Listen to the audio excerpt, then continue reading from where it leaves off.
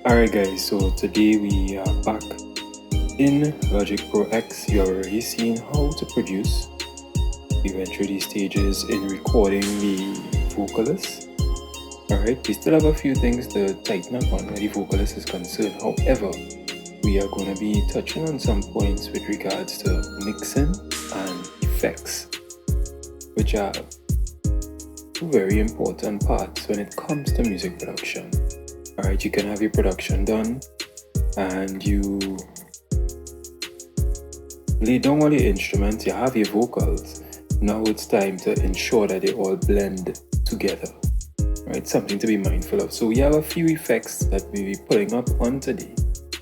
Alright, starting with our EQ. Now all these effects that we are using are stock effects, meaning that they come with Logic Pro X.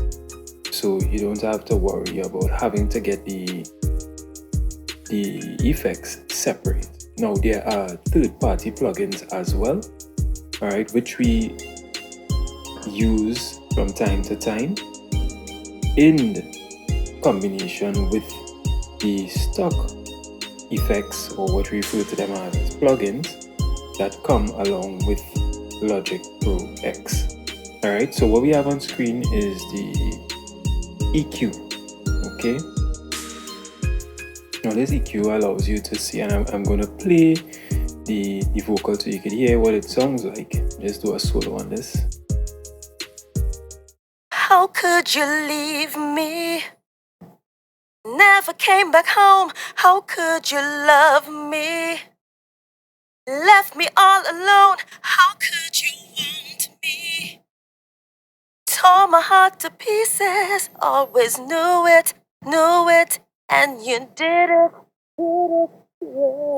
How could you leave me? Right, so we just have a loop on that there.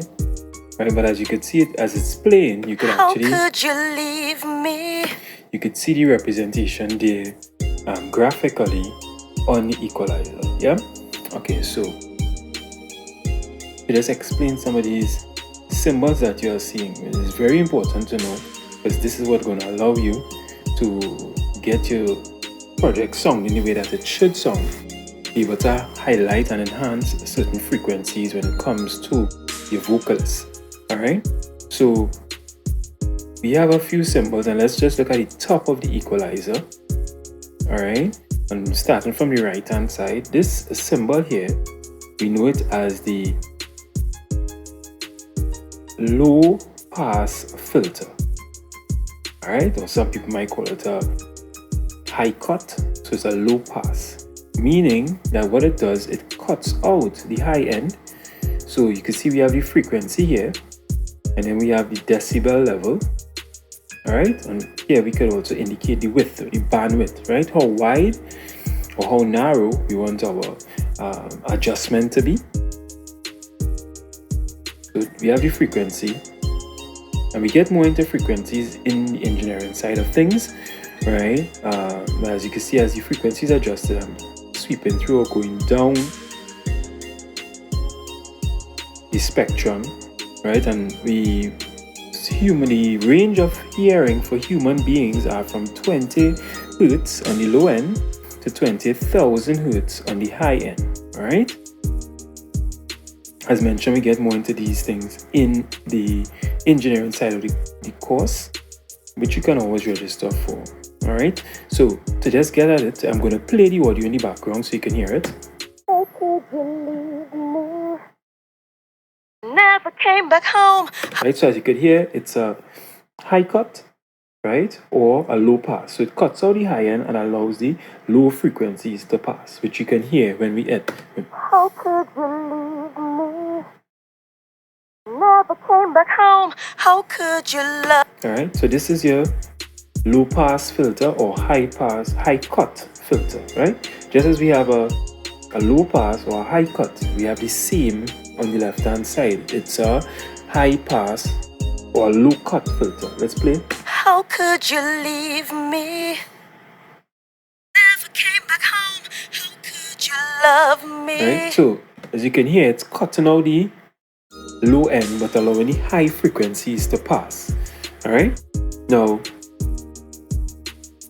as you make the adjustment based on the frequency that you decide to cut off from, you will see it represented there graphically on the screen. Now, another type of filter that we have is the high shelf filter, right? Now what that does, it allows you to adjust a frequency and everything above that frequency. So we have it set to 7500 Hertz. And you'll notice as we adjust it, as we lift it up, as we raise it, so we are adjusting our gain here. As we raise it, you could see it being affected there, everything above it. And even in this case, we just brought it down, right? You would see that everything above it still as well is being brought down. So it's the identified frequency and everything above it. All right. Again, you can adjust the width, right? You see the width. Now, if you look at the lighter area, that's what represents the width, right? And you'll see that much more clearly when we get to the bell filter, which is the next one we're going to come up to. All right, so let's just play it so you could hear. How could you leave me? Never came back home. How could you love me? Left me all alone. How could you want me?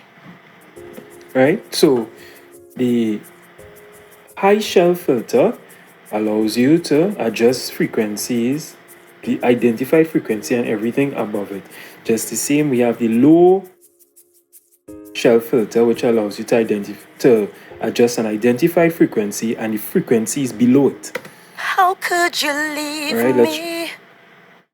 Never came back home. How could you love me? Left me all alone. How could you want me? All right, so that's the high shelf and the low shelf filters. Now let's get to the bell filter. Now with the bell filter, you are able to adjust an identified frequency and the frequencies around it. So let's look at this filter. We're just going to put it at about 500 Hertz, right? And if we were to raise up, you'll see it. Now look at the area that is highlighted, right? That's what we call our bandwidth. In some cases, we refer to it as the Q, which we adjust by this third section here. We could decide how narrow or how wide we would like the adjustment to be. All right, so if we go up, you see we have the frequency identified and other frequencies around it, and again we can decide how wide or how narrow. Yeah, let's just play the audio so we could hear what it sounds like.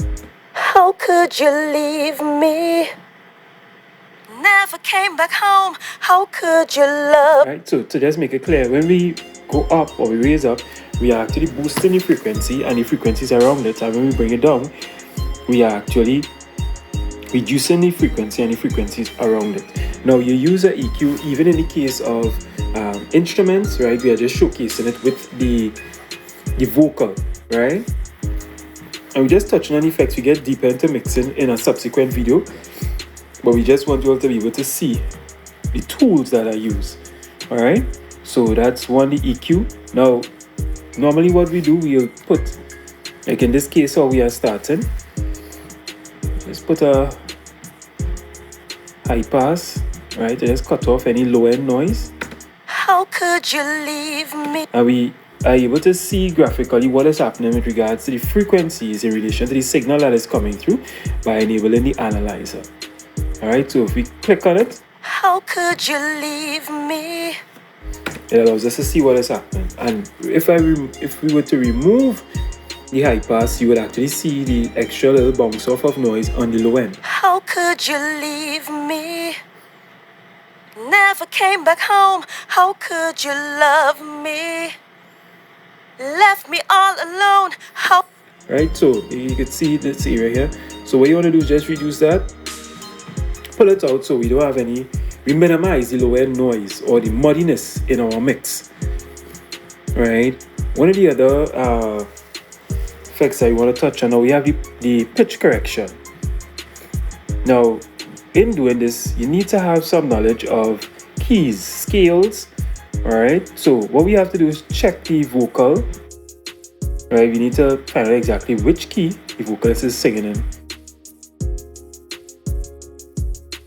so that we match the pitch correction to the vocalist, right? Coming back to this track, we have the scales here. We could choose which scale. You could choose major, natural minor scale, harmonic minor, melodic minor. You have a number of different options that you can pull from it. These are all stock tones again in Logic, right? So just to hear what the song sounds like again,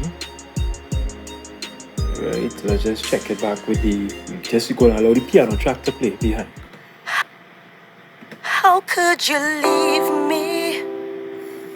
Never came back home. How could you love me? Left me all alone. How could you want me? Alright, so we could actually see the keys here too as well. Now I'm just gonna check through because I personally can't remember the key of the song when we started off.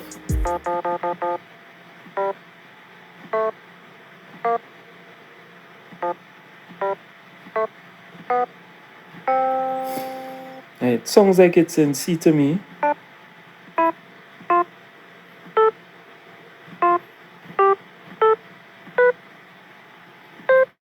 Yeah, it sounds like C to me. So based on what I'm seeing on the scale, that's what I was checking here, the scale, to see what lines up. Notice I'm just using the cursor and going through the piano roll to get that, right? Everything is being done on the computer here presently. We don't have a keyboard connected. So I'm showing you exactly how you can go about figuring this out on your own as well without an instrument. There's a subsequent video where scales are concerned, where you could learn more in that regard. So let's try. How could you leave me? Never came back home. How could you love me? Left me all alone. How could you want me? Tore my heart to pieces. Always knew it, and you did it, yeah. How could you leave? Right, so let's enable the pitch correction. How could you leave me? Never came back home. How could you love me? Left me all alone. How could you want me? Tore my heart to pieces. Always knew it, and you did it, yeah. Right, so one of the important things when working with an artist is, even though you have the pitch correction that you can use in a creative context, all right, you want to also ensure that the artist sings in key to the best of their ability. It sounds much better and pleasing to the ear, and it gives you a lot more creative control than having to do curative treatment or corrective treatment. All right, just something to be mindful of. So it sits better with the music too as well. Let's just play it back again with the keys in the background. How could you leave me? Never came back home. How could you love me? Left me all alone. How could you want me? Tore my heart to pieces. Always knew it, and you did it, yeah. How could you leave me? Alright, so we did that, played it back just to ensure that it's in key. One of the other effects I want to draw to is what we call the compressor.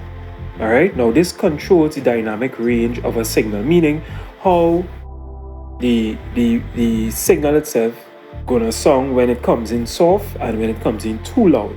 Right, what the compressor ensures is it minimizes the opportunity for distortion. All right, and ensures that even the softer signals come through clearly. So it will lift the soft signals, reduce the high level of the louder signals, and create a nice average for us to be able to listen to something that is pleasing to the ear. Now, some of the parameters to pay attention to on your compressor is, and again there's a stock tone here, is your threshold, which indicates at which point the compressor is going to activate. Now let's just play our signal to see. How could you leave me? Never came back home. Right, so we just enable the compressor so you can actually see signal that is coming in on your left hand side and what is going out on your right hand side. How could you leave me? Never came back home. How could you love me? And as the threshold was pulled on, you see it starts to activate. You can actually see it being represented here on the display of the compressor. Now, in setting your threshold, you also have your attack, which determines how fast or how slow the compressor is going to kick in. Alright, and the release, at which point does it release the signal and allow it to return to its normal state. So how long it's going to stay in that compressed state. Additionally, you have the knee. The knee also determines how aggressive the compressor is going to react. Is it going to gradually adjust the signal when it hits the threshold of the compressor, or is it going to aggressively attack it so that it keeps it in check? And if you think about it, in signals that are much more active, you may want that aggressive knee in position to keep your signal in a space where it doesn't distort, and as well as the softer signals that are coming through is audible. You have your ratio, and that determines, as you would see, right now we have a 1:5 ratio, and for every 5 dB, this is what it states, for every 5 dB above the threshold, we'll drop it 1 dB. In some cases, we flipped around, for every 1 dB above the threshold, it'll be dropped 5 dB, decibels, right? So check to based on the compressor that you're using, do your research to find out in which way the ratio is set. Normally, if you see like a 2:1 dB set on a compressor, it would mean that for every 2 decibels above the threshold level, right, which our threshold level is set at minus 35 decibels, right, for every signal that is above the threshold, your ratio would then say, or let's say it's a 2:1, your ratio would say for every 2 dB above the threshold, right, we're going to drop it by 1 dB. So for every 2 decibels above the threshold, it'll be dropped by 1 dB. And in doing that, it's going to affect the volume level of the signal. So what we use is the makeup, or in some cases you will see gain on the compressor, right, to adjust the outgoing volume based on your level that is set with the other signals or instruments within your production, right? And we just do this. We have the vocal track soloed, right, along with the keys track, so that you can hear how the effects are having an impact on the signal. All right, so let's just mute back the keyboard and let's listen to the vocal again. How could you leave me? Never came back home. How could you love me? Left me all alone. How could you want me? Tore my heart to pieces. Always knew it, and you did it, yeah. Alright, so in some cases the compressor tends to make a lot of difference. Sometimes just putting the effect on the channel without making any adjustment to the compressor itself does significant work to the incoming signal, whether it be a vocal or an instrument, right? Because even with the third-party effects, you'll see that as well. However, and we haven't gotten into the different features of the compressor, which are different types of compressors. You could use your time and do your research, right? We don't want to take away that opportunity from you to be able to do your research and really get that hands-on experience experimenting with the different tools that exist in the software, right? But if you listen to the vocal with the compression and without, you'll hear a significant difference. We play it again, firstly starting without, and then listen to when it comes in. How could you leave me? Never came back home. How could you love me?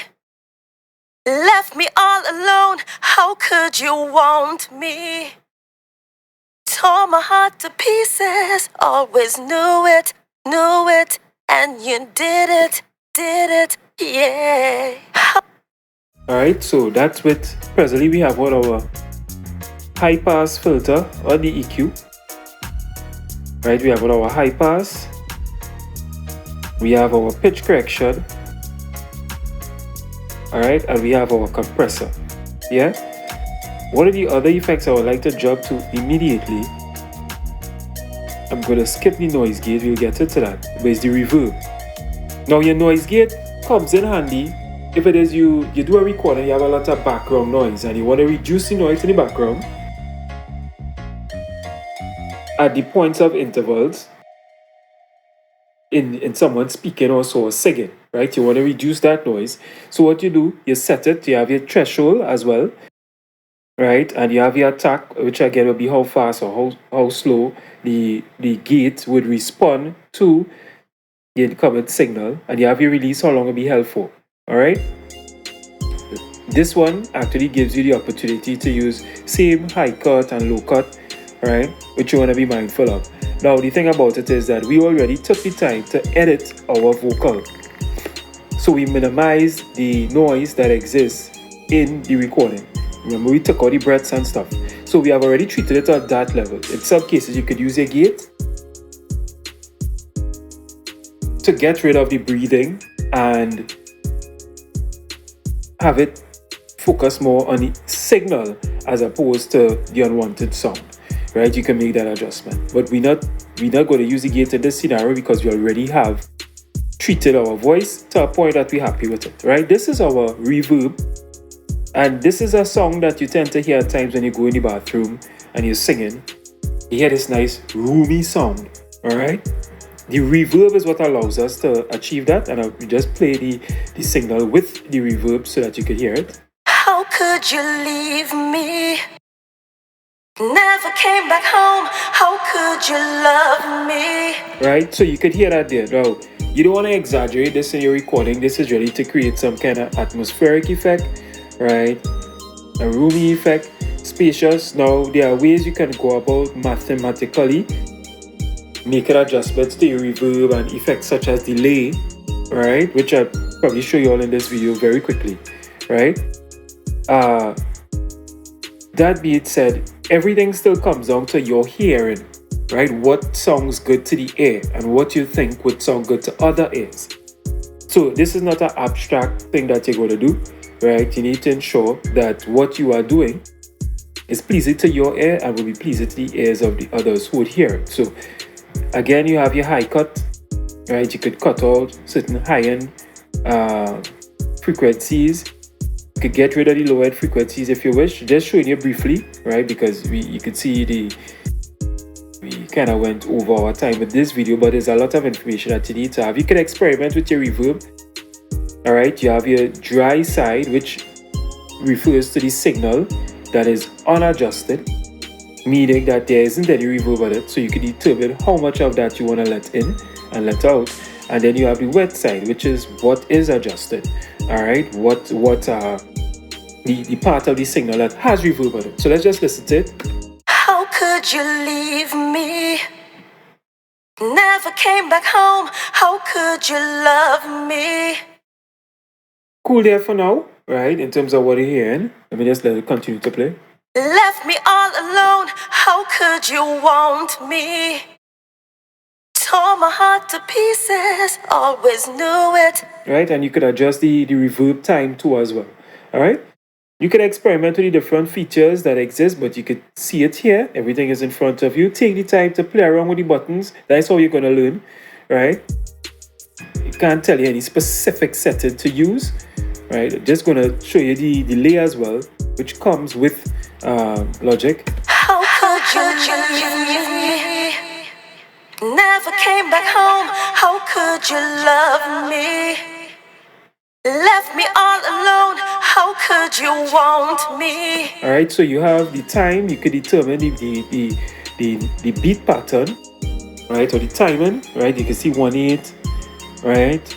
Dotted 1/8. You want 16, dotted 1/16, right? Triplet, the quarter note. So you could experiment with that, and you could determine how much do you want it to repeat when it echoes out, the wetness of it as well, right? You can make those determinations based on what it is you're working on. But listen to the signal, listen to the vocal with the effect on it now. How could you leave me? Never came back home. How could you love me? Left me all alone, how could you want me?